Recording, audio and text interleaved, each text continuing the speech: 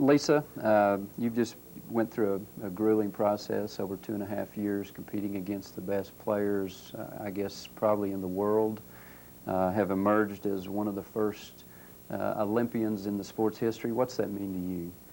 Gosh, going through that 2-year process was difficult.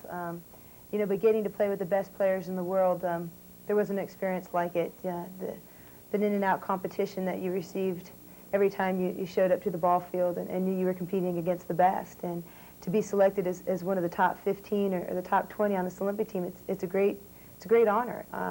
You know, there are by far other athletes that deserve to be in this position, and I'm just one of the fortunate ones. And every night I thank God for the talents that He's given me and just, you know, more importantly, the drive that He gave me to want to be the best that I can be. And, you know, I feel like this USA team and this Olympic team is going to do their very best to represent every athlete, past and present, that's ever played the sport. Okay. You had really a stellar college career, and you're probably one of the most well-known of the softball players nationally. I notice when we go to events, you have kind of a throng of youngsters that kind of seek you out. And do you feel the responsibility to that next generation of players that come along? Definitely. I think, you know, as USA Olympic athletes, we do hold a responsibility to kind of lead the way and hopefully to be good role models for those kids of the future, to let them know what opportunities they have and where they can go and how they can achieve their dreams, and more importantly, to let them know that nothing can stand in their way. If they want to be Olympians, you know, they know that they have to work hard, and hopefully we'll be good examples for them. I've been blessed to come at a good time when softball has made an incredible boom, and I'm just glad I've been able to be a big part of that. You've been in a lot of competitions, World Championship, just most recently Super Bowl, and you've had an opportunity to see some of the other international powers play.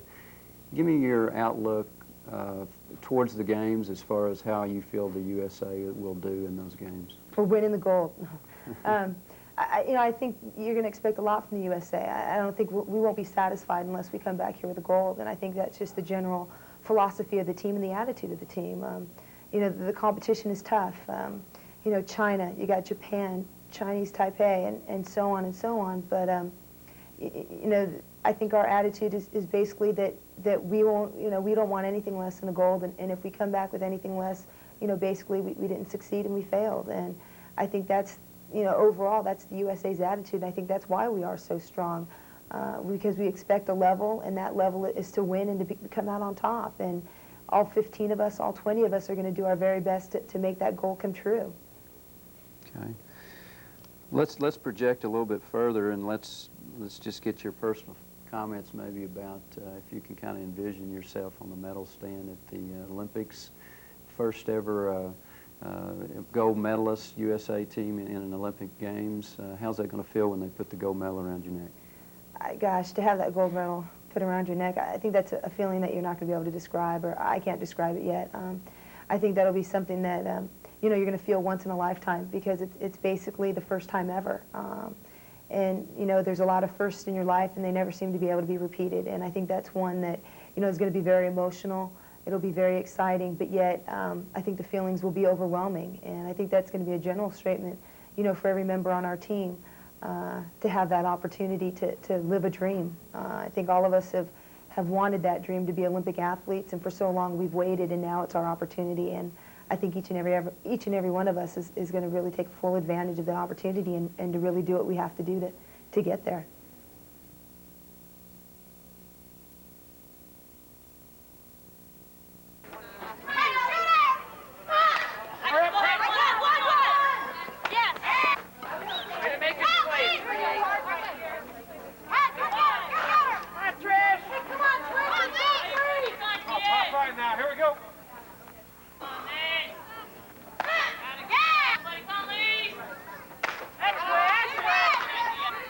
Better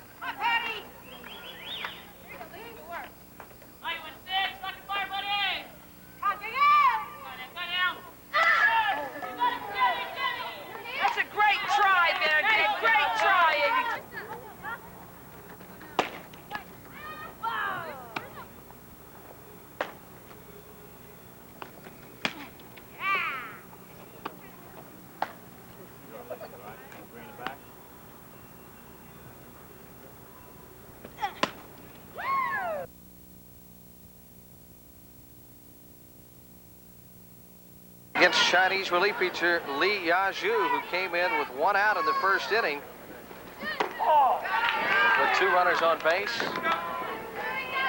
to snuff a U.S. threat. Lisa Fernandez, one of the most heralded players in United States softball history. She's hit 500 in this tournament. Fastball at the knees, and it's a count of 1 ball, 1 strike. Lisa is a product of UCLA, and I think for the first time in softball history, intercollegiately, she led the nation with a 500 batting average and lowest ERA. Primarily been a third baseman in this tournament. She swings and hits a topper in front of the plate. The pitcher fields and throws it away, but backing up is the second baseman, Yan Fong, and Lisa Fernandez is on at first base. That will be scored at... Sheila has managed to be able to make contact with that ball and actually drive it to right field, although at that time she wasn't able to get and make contact with the ball. Fernandez up in the box, swings and misses for strike 1. Good crowd on hand today, but earlier in the tournament for the Canada-China game, they had an estimated 10,000 people here at Pepperell Field. Successful run for the International Softball Federation Championships here. Pitch misses, and it's 1 ball and 1 strike, and the catcher, Han Zhang-Jin, looking up into the face of home plate umpire Don Bracey. Lisa has just adjusted her stance in the box. She's moved up a little bit, probably for the low outside pitch. 1-1 pitch is in there for call strike 2. There it was.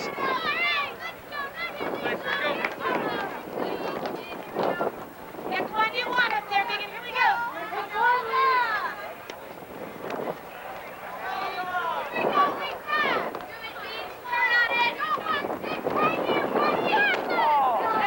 Outside 1-2, the count to Fernandez, who was the leading hitter among regulars for the U.S. in pool play.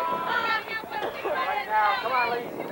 Outstanding hitter, also scored a victory on the mound with a 5-3 win over Chinese Taipei.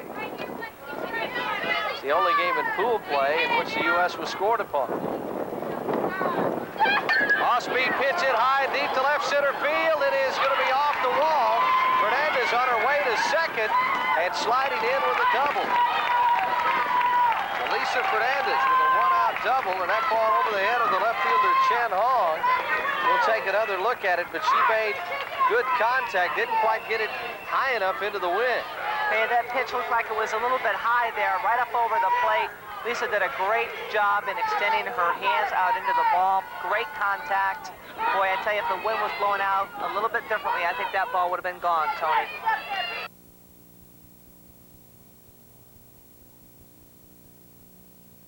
Fans now starting to sense the conclusion of Super Bowl 96 or 95. I'm a year ahead of myself. They're picking it up. Again, I think what you're seeing here down south, where it's been, you know, mostly slow pitch in this area, you know, we're bringing this game to a very high level here, and I think the fans are really getting a taste of what fast pitch is really about. And, you know, this, I hope, will help some of the high school programs in the area to really develop fast pitch all the way in their high schools.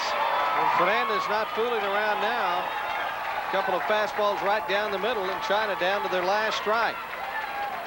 I just want to see at the end if Lisa will smile. She's so intense right now, and you know, just like a kid that is at the candy store and wants that candy. She tastes the gold. Pitch high, and the count now full at 3-2. You know, she wants this kid, and she wants to get it over with. You know, she doesn't want to walk. She doesn't want to waste any pitches. She's probably a little mad at herself that rise ball was too much out of the strike zone. She'll gather herself and come back with a good one. Swing and a miss, and that's it. Lisa Fernandez strikes out Chen Hong. That strikeout number 10 for Fernandez, and the USA has captured the goal. Power pitching by Lisa Fernandez.